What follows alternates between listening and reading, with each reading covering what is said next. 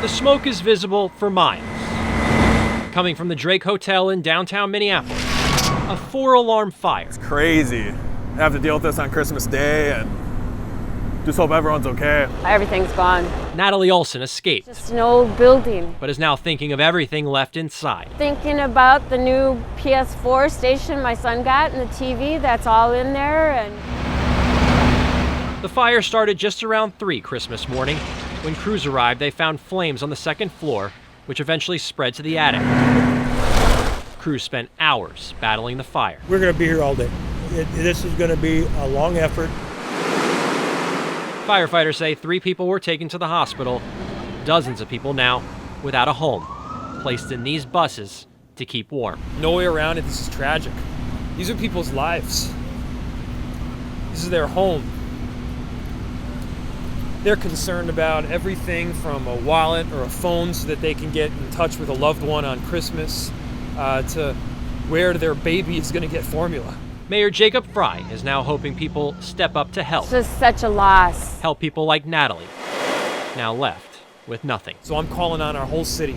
I'm calling on our state to help those out in this building. We're now in these buses behind me. In Minneapolis, A loss for a lot of people. Alex Hagan, KARE 11 News.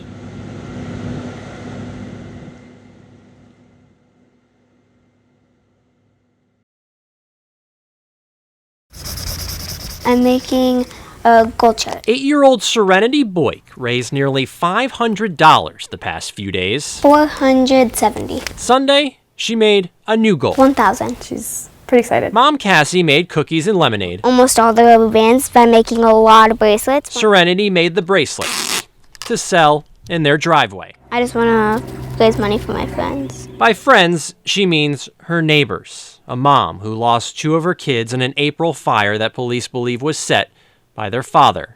2 other children survived. Serenity just wanted to help in some way. It doesn't surprise me that she wanted to do this because she's just got, like I said, the heart of gold, the size of Texas, and it just makes me pretty proud that she's just so selfless and just all she wants to do is help people. And apparently, word quickly spreads. I saw your thing on Facebook. As neighbor after neighbor It's $1? stopped by Sunday, This is what the little girl is getting. We're going to take some lemonade and some cookies for the 2 of us. Big Lake Police and fire included. Yeah, you can have a bracelet. 20, 40, 60, 80, 100. Thank you. Help her get to her goal. Safe to say, Serenity reached her goal of 1,000 I think I'm going to make my new goal like 2,000. in Big Lake. Or maybe 5,000. This is just her human nature.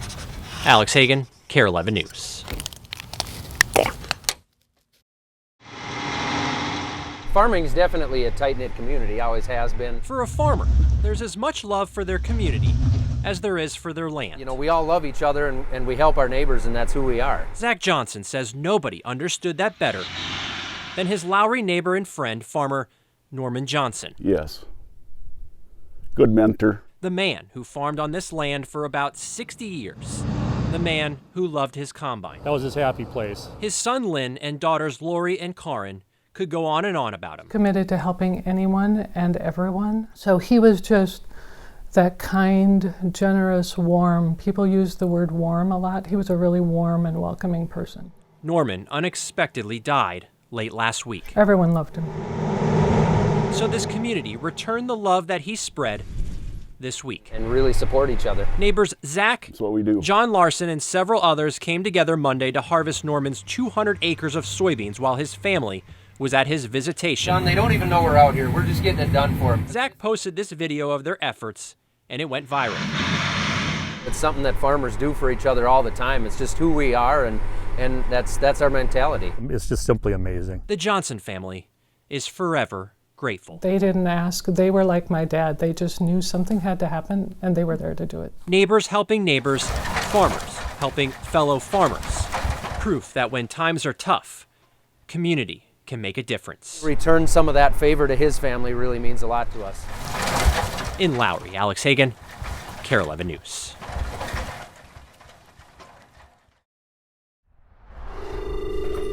Thanksgiving time I'm game. at South High School. I hate turkey though. Do you guys like turkey? In room 134. I'd rather have a ham. We're gonna have some buffalo. You won't find too many worksheets, tests, or textbooks. I like that idea. Vince Patton Yeah, right. is the all-nations social studies teacher who brings a more hands-on approach. Because you're still here. I want to really focus on bringing history alive. And for his Native American students, bringing history alive sometimes means taking the lessons well beyond the classroom. Those things are what really give students an opportunity to grow, flourish, and find a connection to their own self. That brings us to the Pine Ridge Reservation in South Dakota. This here is a different kind of classroom. Home to Vince's ancestors, home of the Oglala Sioux tribe. Men, women, and children were camped here. And the home of Vince's next lesson for 5 of his Native American students. It's our culture, it's us. Seniors Kaina, Joe, Devon, Daisy, and Clifton. It's crazy. It's always been a good time. Joined Vince and his family to learn of a sacred Native American tradition, the buffalo hunt. Because it was like our modern day Walmart. We could get everything from our housing, our clothes, our food, our art supplies, our tools, from this one animal, all right there. It was near Allen they found a herd. 14 of them just down below the draw. See if we don't scare them away. Vince's father, Chuck, is the marksman as the students look on. Same spot. And with one shot, he's able to bring it down. Whoopila tatanka. He's done. We got it. Oh! Each one of them thanks the animal. Thank you, my good friend. For its life. And we'll have to feed a lot of kids with this. This is like taking it back. Hopefully we'll make a difference in their life. The buffalo is moved. We're gonna get them set. We got the other one here down too. And cut into pieces. And just like that. It provides food, but more importantly, it provides an important lesson in culture and tradition for these 5 students. We were there in the moment on that hill. The buffalo will lead to a stronger, better, healthier life for our kids. It was a celebration of enjoyment. We don't usually come out here to do all this traditional stuff. It's this kind of hands-on experience Vince wants for his students. Take your gloves off. You don't have to. A lesson that cannot be taught to make things better in a classroom. Right? Because as seniors, right, you are a group of our best seniors that we have. A lesson he hopes connects his students to who they are for the rest of their lives. I wish this could be our education. In Pine Ridge, South Dakota. I really love you guys, and I really hope that this experience changes your life. Alex Hagan, KARE 11 News.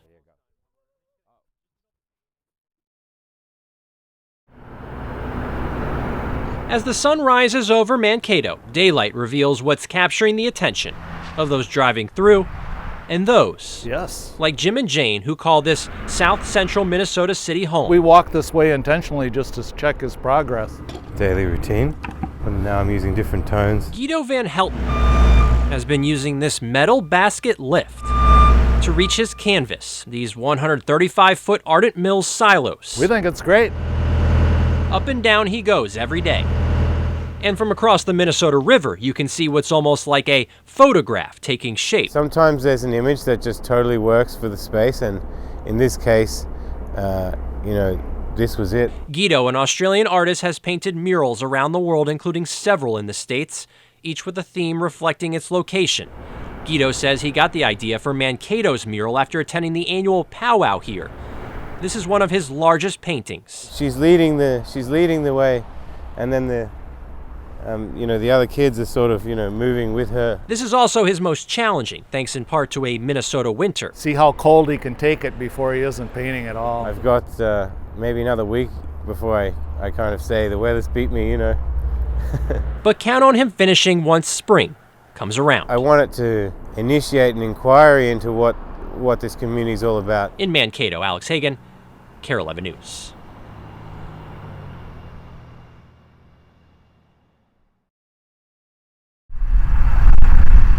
For nearly a century in Becker, Minnesota, this barn has stood tall on this property. The barn is special because it's all about ag. In 2018, Northern Metal Recycling bought the land looking to build. It would have been really sad to see that barn get destroyed. So Scott Helberg luckily found someone to take the barn. And that's Minnesota's history. Gene Johnson with Farm Friends Barn. So we donated the barn to them. It's going to have a new home today. She just had to find a way to move it nearly 2.5 miles. So today was moving day. There it goes. How exciting. This nearly 100-year-old barn was first family-owned, then purchased by Xcel Energy, rented out for research. And now it's on its way to a new home. Through fields, onto Highway 10 with spectators taking in this moment. It's one of the coolest things ever. Yeah, especially across a railroad track and a highway and everything like that. And finally through soybean fields. Piece of cake for Dan Marcus and Marcus Building Movers. It's kind of neat in the fact that it's a historic building. We're going to be able to preserve a piece of history. The barn finally reached its new home. Very cool. All in one piece. Jean's project finally coming to fruition, teaching kids about agriculture. Remember what agriculture is all about. All it took was this historic piece and a whole lot of teamwork. All involved in this project, and we all did it.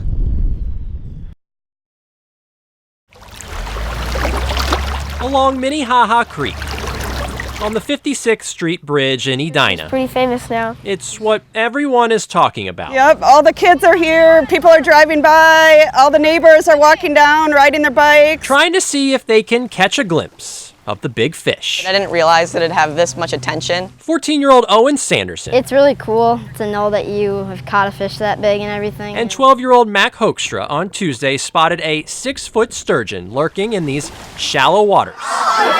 Weighs more than both of us. Shoved the rope through and then yanked, and then it stayed and it worked. Yeah, we got up, we got a picture, and then we put it back in. Owen and Mac now have some big fans. I think it's super cool that they were just able to catch such a big fish. Yep, Thursday. We're gonna head back in and look for the sturgeon in some of these calmer areas. Shannon Fisher with the DNR was out looking for that sturgeon in hopes of putting it in deeper waters. But no luck in finding it today. Appears to be a large, potentially female breeding age sturgeon. It would be good to try to get it into the Mississippi or the Minnesota. He says it's very unusual to spot a sturgeon here. Difficult to see. But what impresses him even more is the fact these kids were so excited about this catch. Look at all these youth here that are enjoying this. I mean, it's been fantastic. I mean, it's a great learning experience for everybody. A learning experience. Yeah, we are so excited. Owen, Mac, it's awesome. And everyone else on this block will never forget. It's just a really cool memory to have by just kind of tubing down the creek and seeing this 73-inch fish that you get out of the water is just crazy.